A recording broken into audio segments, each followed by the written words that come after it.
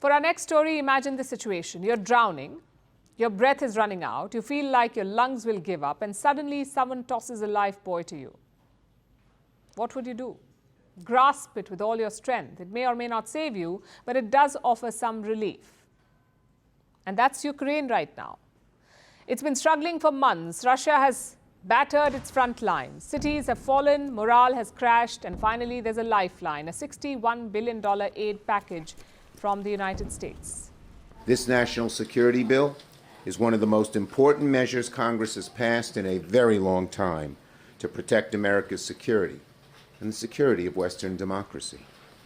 To our friends in Ukraine, America will soon deliver more ammunition and air defenses and basic supplies you need to resist Putin on the battlefield. This bill had been stalled for quite some time. Democrats and Republicans were divided, but it looks like they've gotten over their differences. The U.S. Senate has finally passed the bill, and U.S. President Joe Biden has also signed it. He says Ukraine has the will and the skill to win this war. It's going to make America safer, it's going to make the world safer, and it continues America's leadership in the world, and everyone knows it. Ukraine has regained over half the territory that Russia took from them in this invasion.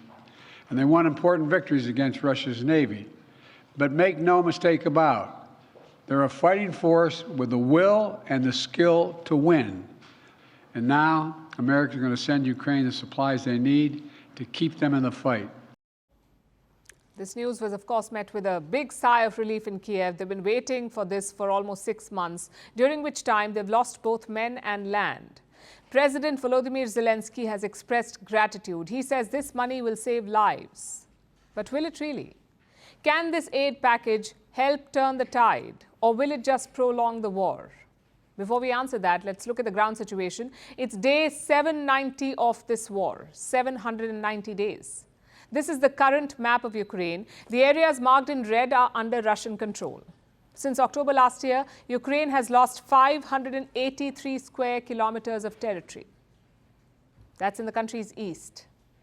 In February, Moscow captured the city of Avdiivka, and now there's a fight for Chasiv Yar. Ukraine says Russia wants to capture this town by the 9th of May.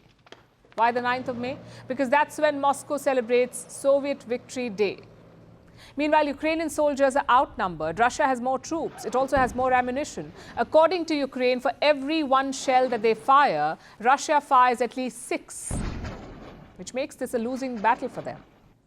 So will this American aid make a meaningful difference for Ukraine? Now, Biden has signed the bill. The Pentagon is going to need a few days. It has some supplies in storage sites in Europe, like artillery shells. Those will be mobilized first. But what Kyiv really wants are air defense systems. They want long-range missiles to challenge Russian air superiority and slow the advance of troops. And all of this also comes with added pressure. I left a message for President Zelensky tonight. He had called me the other day and said, okay, we got it done. Now go win the fight.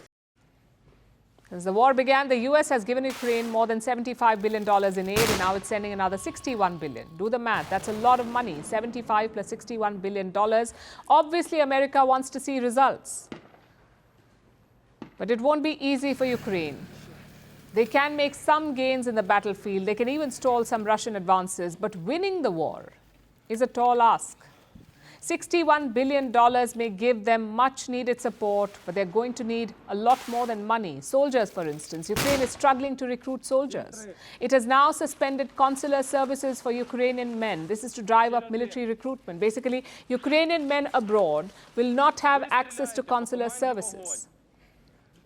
They will only be issued documents to return home. Of course, it's a highly unpopular decision, but Ukraine doesn't seem to care anymore. They need more men on the battlefield.